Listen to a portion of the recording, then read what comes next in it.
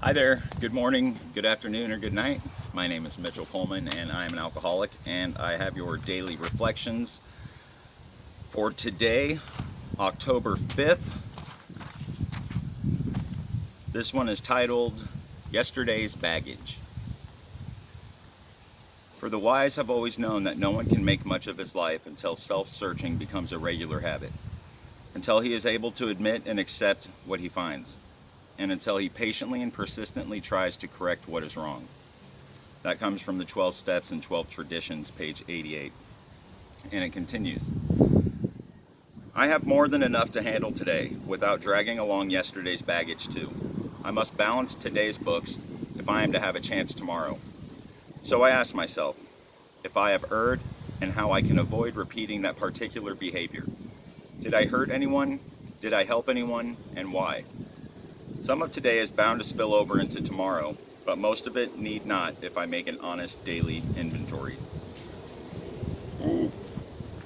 I like this one. All of this month goes off of step 10, continue to take personal inventory, and when we are wrong, promptly admitted it.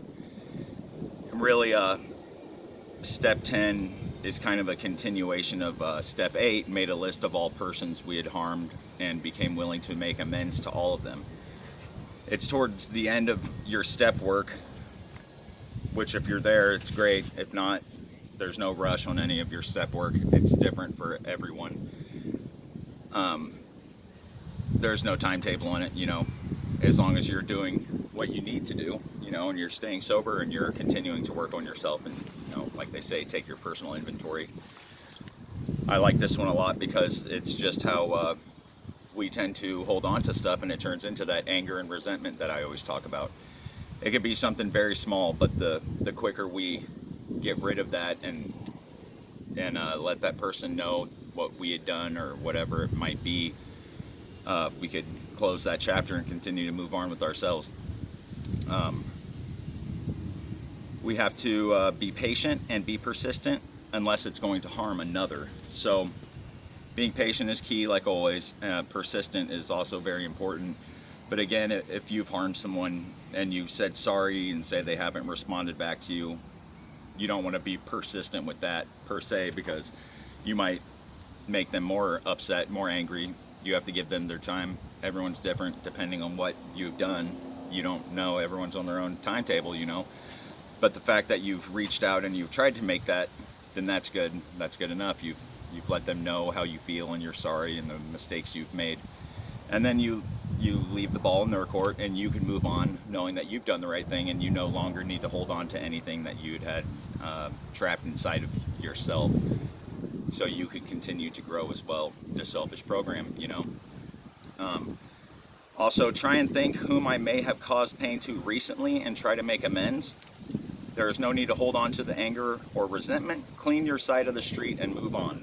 Yep, just like I just said. So for me, I'm done with the steps now, but this is a daily thing now.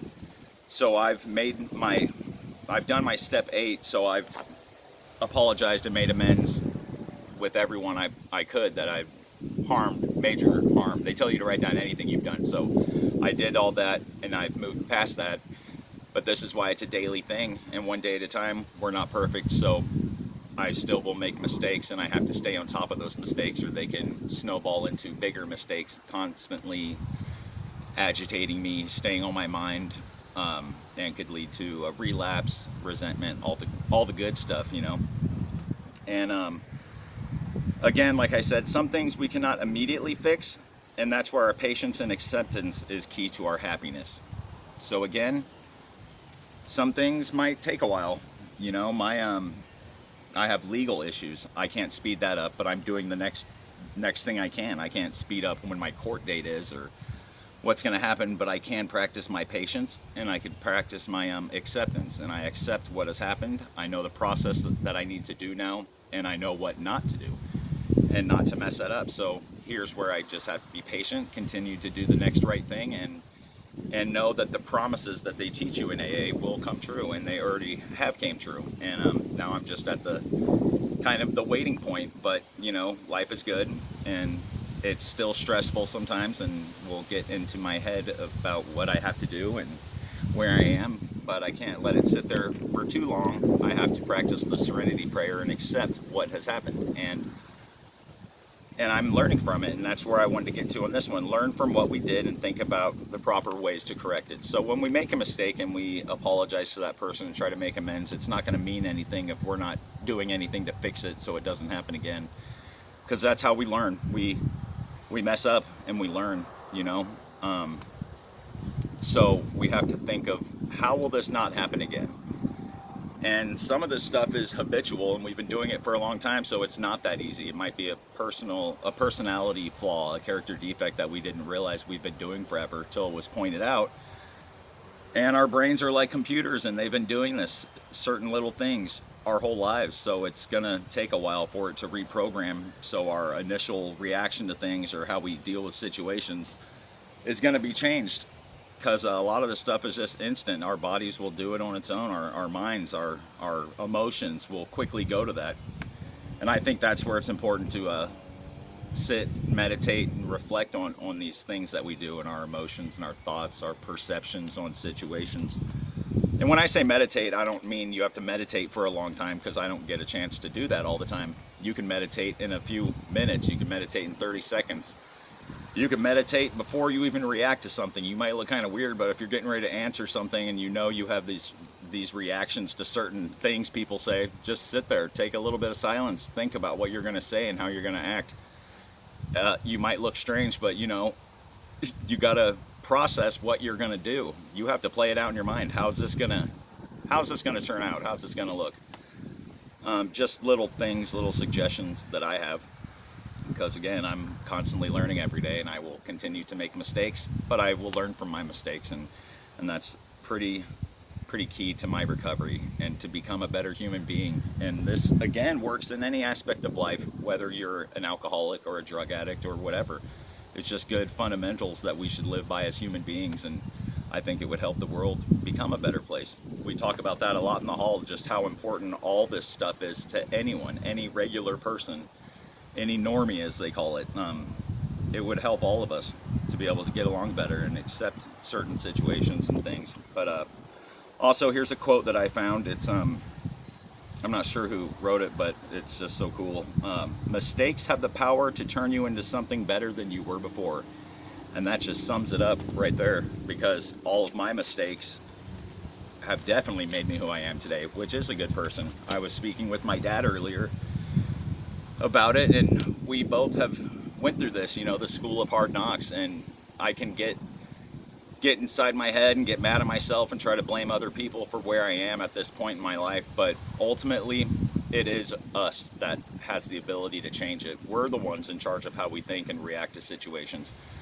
And I can look back on all these things that I did and be grateful that I'm alive, and grateful that I'm still here, and get a chance to be a wonderful dad, a great boyfriend, and experience life. And if I were to die tomorrow, you know, it would, I know in my mind I'm doing everything I can to be a good person and a better person, and hopefully share the message with everyone else, because that's very important, is to try to spread this love to everyone and try to help everyone. And let's not beat ourselves up about where we're at in our lives. It will get better, and it can get better.